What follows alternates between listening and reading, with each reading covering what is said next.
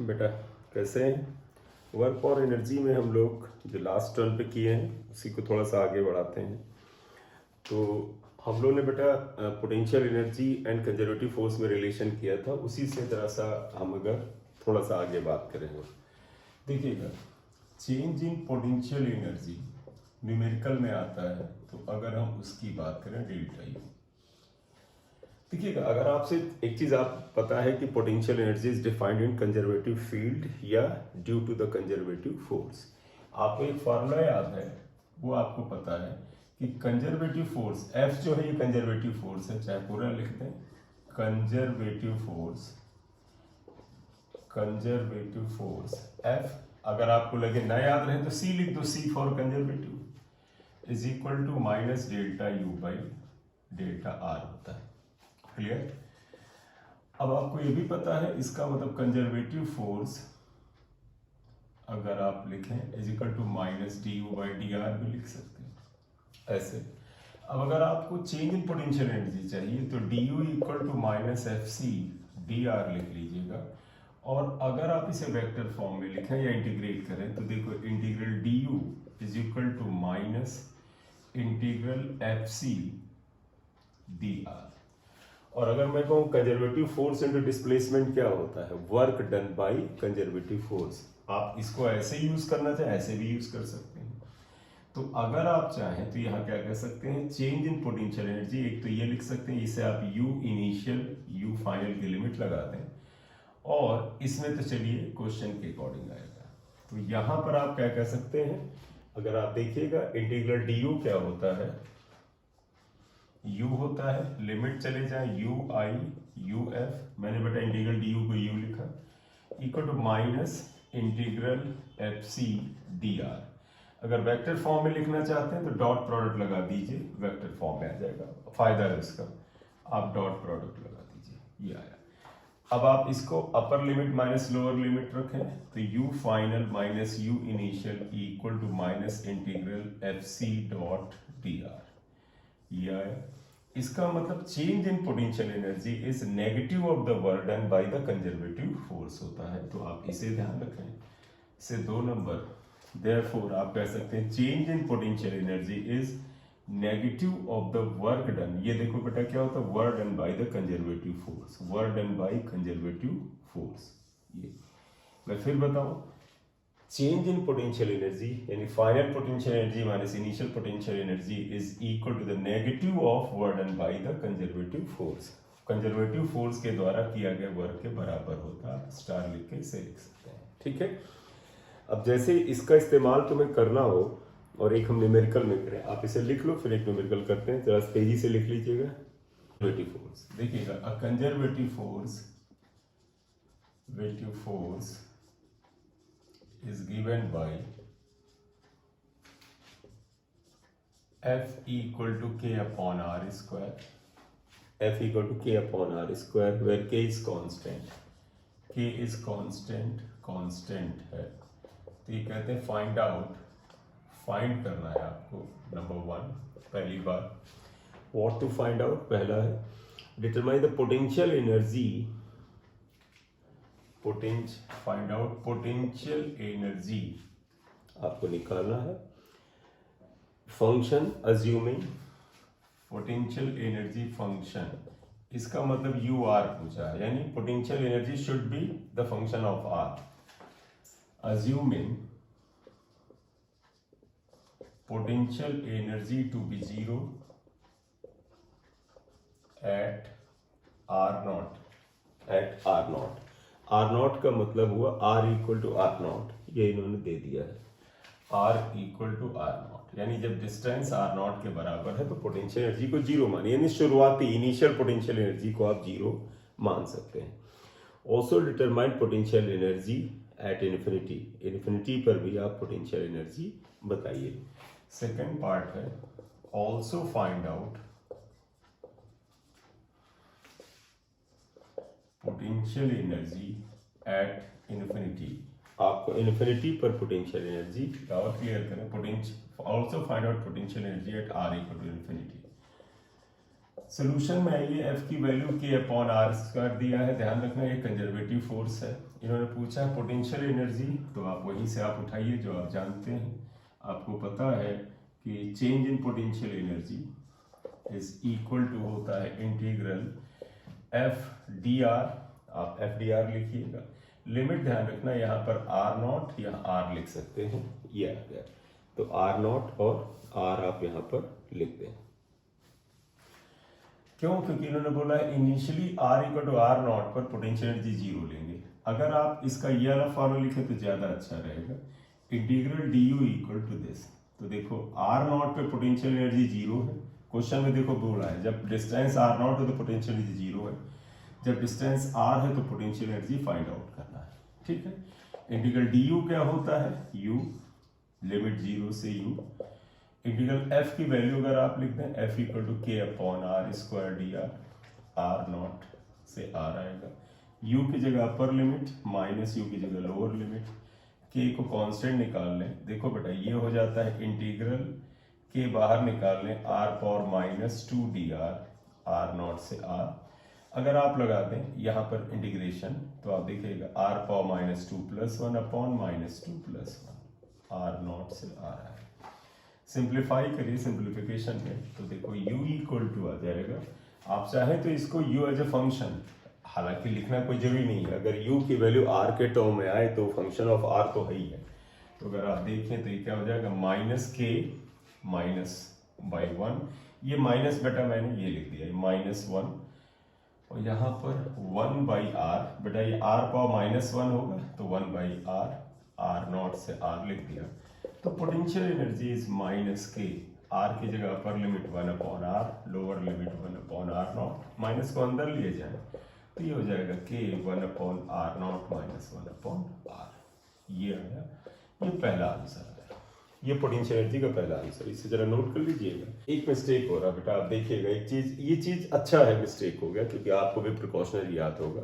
देखो जब ये फार्मूला हमने लगाया, फोर्स की वैल्यू रखी, इंटीग्रल डी यू वाला ये फार्मूला लगाया तो यहाँ माइनस होता है, इसको हम लोग मिस कर गए।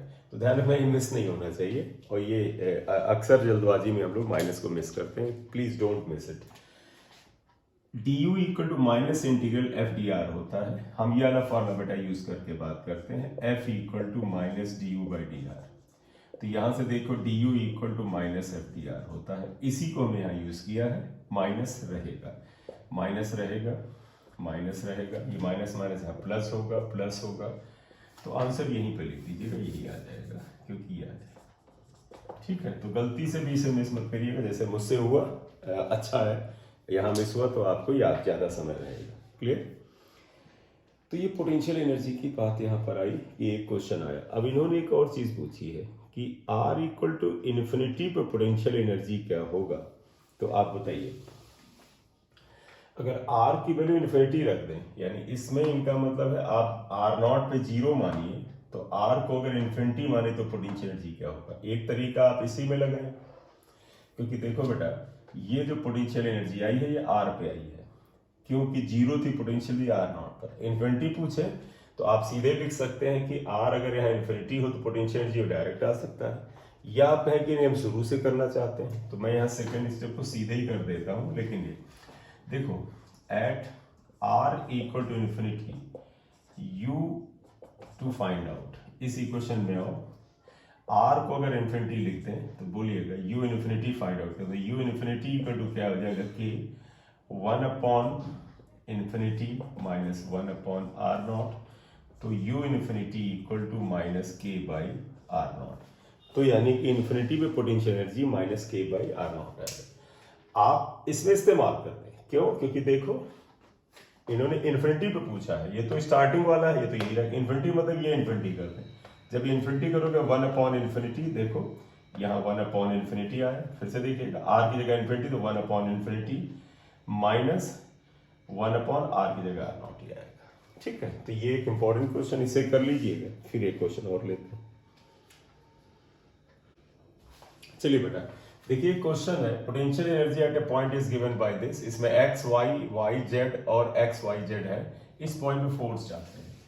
तुम्हें एक चीज अंदाजा मिल गया होगा, ये 3D में क्वेश्चन है। तुम कहोगे सर कैसे, एक्स है, वाई है और जेड है, इसका मतलब x axis, y axis, z axis तीनों मौजूद है, तो 3D में तो है। तो पता है बेटा f equal to minus D you by D r होता है, लेकिन इसको तुम्हें याद हो वेक्टर फॉर्म में हमने ऐसे लिखा था, काइंडली लिसन याद रखिएगा, minus I cap D you by D X plus J cap D you by D Y plus K cap D you by D Z. और मैं चाहता हूं अब जरा ध्यान से सुन लेना, क्योंकि यहां पर तकलीफें होने लगती हैं।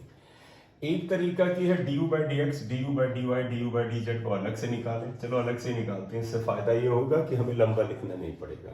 आप ध्यान रखना है, इसकी वैल्यू इसकी वैल्यू इसकी वैल्यू निकालना चाहते हैं। वह देखो D you by D x, जब मैंने इसको बनाया था और मैंने कहा था आमतौर पर डी को ऐसे लिखते हैं, लेकिन यहाँ डी को करली लिख रहे हैं। देखो करली करली करली, तो करली के पीछे क्या है बेटा?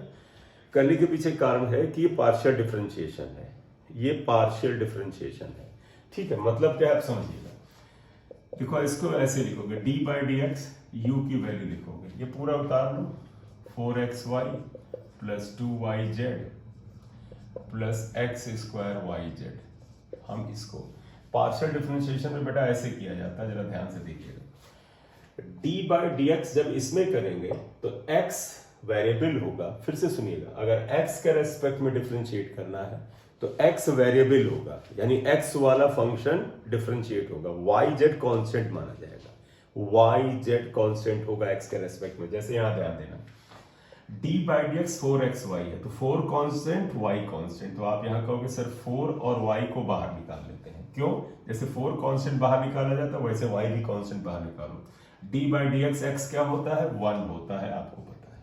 समझ गए इतनी बात? अब अगले में आइएगा, d बाई डी एक्स, अब इसको करेंगे तो पता है x के रेस्पेक्ट में दो तो कांस्टेंट है, ये y और z भी कांस्टेंट है, तो इसका डिफरेंशिएशन 0 आया, क्योंकि कांस्टेंट का डिफरेंशिएशन क्या होता है? 0 होता है। ठीक है बेटा, d बाई डी एक्स, अब इस टर्म में आइएगा, ध्यान देना यहाँ y और z x के रेस्पेक्ट में कांस्टेंट होंगे, तो y और z कांस्टेंट बाहर निकालिएगा। बताइएगा d by D x x square क्या होता है? 2x होता है। ये तो इसका मतलब हुआ कि इस जगह अगर आप गौर से देखो तो ये वैल्यू आई 4y प्लस 2xy z, इतनी value I. D you by D x की ये वैल्यू आई। अगर ये वैल्यू क्वेश्चन में ये पॉइंट ना देते तो आप सीधे ये लिखते, यही वैल्यू लिख देते। लेकिन अब तुमसे मैं कहूँ 1 to 1 पे इसकी वैल्यू क्या है, तो 1 का मतलब x की वैल्यू 1, y की वैल्यू 2, z की वैल्यू 1 लिखेंगे। तो देयरफॉर आप देखिएगा ये आ गया d you by D x. Therefore आप लिख देना d you by D x at 1 to 1 equal to, यानी इसकी वैल्यू इस पॉइंट पे लिखनी है। तो देखिएगा 4 इंटू, देखो y की जगह क्या है? 2 है, 2 प्लस 2, x की जगह क्या है? 1, y की जगह 2, z की जगह 1, तो ये कितना आया? 4 2 जा 8, ये 8 हो गया, प्लस 4 12 आया। तो बेटा आप समझ लेना क्या, D you by D x की वैल्यू इस पॉइंट पर देखो ये 12 आ गई, तो पहला आपको 12 मिला। ठीक है, यस। देखो D you by D X निकाल लिया। अब आप आइएगा D you by D Y को, D by D Y, U की वैल्यू यही लिखो, देखो 4xy plus 2yz plus x square Y Z. फिर आइएगा, आपकी प्रैक्टिस के लिए करा रहा है, y को y के रेस्पेक्ट में डिफरेंशिएट करना है, तो यहां पर y वेरिएबल होगा, y के लिए x कांस्टेंट है, तो यहाँ 4x बाहर निकालो, y का डिफरेंशिएशन 1 आया, क्योंकि d by D y y 1 आया, प्लस y के लिए y वेरिएबल लेकिन 2 और z कांस्टेंट, 2 और z को बाहर निकाल लो, d by D y y क्या हो गया? कांस्टेंट हो गया, 1 हो गया, प्लस देखो बेटा d by D y y variable हुआ, x स्क्वायर z कांस्टेंट बाहर निकाल लो, और बताओ बेटा एक्स स्क्वायर जेड बाहर निकाला, d by D y y क्या होता है? 1 होता है। ठीक, तो अगर आप देखें तो ये कितनी वैल्यू आई? 4x plus 2z plus x square z, ये आया। अब ये वैल्यू देयरफॉर देखो D you by D y at 1 to 1 अगर आप निकालें तो कितना आएगा? देखो 1 का होता है x की जगह 1 प्लस 2 इंटू जेड की जगह 1 प्लस x की जगह पर अगर आप आए 1 स्क्वायर इंटू 1, तो ये 4 हो गया बेटा, 2 6 हो गया और 1 7 हो गया। 7 आया। तो यानी कि du by dy this value would be 7। ये क्या था? 12 था। अब हमें z निकालना पड़ेगा, ठीक। तो आपको इतना लिख लो और याद रखो इसकी वैल्यू 12 आई थी, इसकी ये। आप इसे चाहे तो इक्वेशन स्टार लिख लें, इसको 1 से 2 लिख लेते हैं। बस एक बार लिख लीजिएगा, बाद में वीडियो को पॉज करके इसको थोड़ा सा एक बार समझ लीजिएगा, ठीक है बेटा।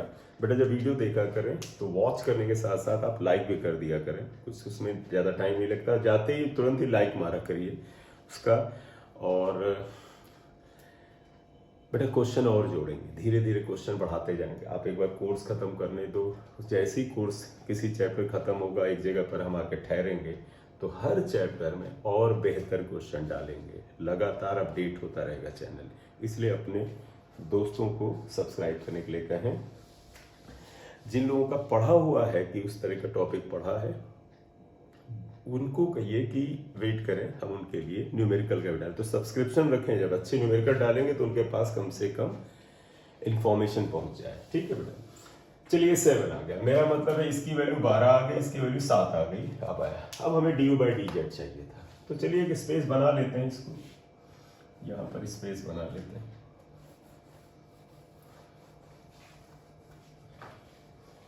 बेटा आप देखिएगा हमें क्या करना है, u की वैल्यू निकालनी या du by dx। अब हमारे पास आएगा du by dz equal to d by dz u की वैल्यू फिर आप देखिएगा, ये वैल्यू उठाइए 4xy plus 2yz plus x square yz, ये आया।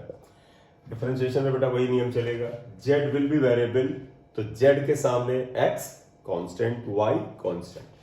देखो d बाय dz x और y कांस्टेंट, और तुम्हें पता है कांस्टेंट का डिफरेंशिएशन 0, तो ये तो अंडा हो जाएगा 0 बेटा, अंडा, ठीक है। अब देखो z वेरिएबल 2 और y कांस्टेंट बाहर निकाल लो, d बाय dz z क्या होता है 1 प्लस यहाँ पर x और y वेरिएबल कांस्टेंट हो गया, और d बाय dz z कितना हो गया बेटा 1 हो गया। तो आप देखें du बाय dz जो आ गया वो आ गया 2y plus x square Y आया। Therefore du by dz at 1 to 1 अगर हम लिखें तो देखिएगा y की जगह पर 2 लिखोगे 2 into 2 प्लस x की जगह पर 1 into, और y की जगह पर क्या आएगा 2 आएगा, तो 2 2 जा 4 और 2 6 आया। तो आप देखिएगा 3 आ गया। तो बेटा आपको याद हो du बाई dx जो आया था वो कितना आया था, ये बस आ गया ये। अब आप ऐसा करिए du by dx, du by dy, du by dz की वैल्यू इक्वेशन स्टार में रखिएगा। देयरफॉर इक्वेशन स्टार बिकम्स क्या आएगा, force is equal to minus, देखो बेटा du बाई dx क्या आया था 12, 12y का, du बाई dy क्या आया था 7j का, प्लस du बाई dz कितना आया 6k का। अगर आपको क्वेश्चन के अंदर final answer i cap j cap k cap में लिखें तो ये आ गया बेटा, ये आंसर आपका आ गया। लेकिन अगर न्यूमेरिकल वैल्यू रखें तो तुम्हें सबको पता है कि वेक्टर का न्यूमेरिकल यानी वेक्टर का मैग्नीट्यूड कैसे निकालते हैं, तो अगर वेक्टर में दें आ गया, लेकिन अगर न्यूमेरिकल वैल्यू दें तो आप इसको देयरफॉर मैग्नीट्यूड ऑफ फोर्स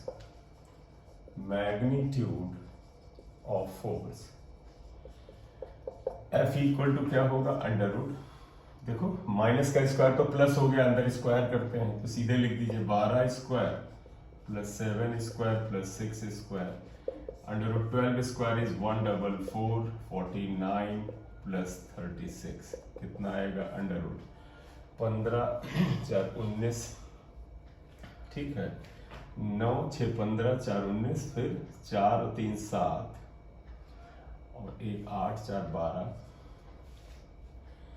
एक आ गया आपका कैरी 4 ओवर हो गया, और 1 2 अंडर रूट 229। अब इसका जो भी वैल्यू आए आप सॉल्व करके कैलकुलेटर तो मत यूज करिएगा क्योंकि कोई कंपटीशन आपको कैलकुलेटर अलाउ नहीं करता, खुद ही कर लीजिएगा, ठीक है।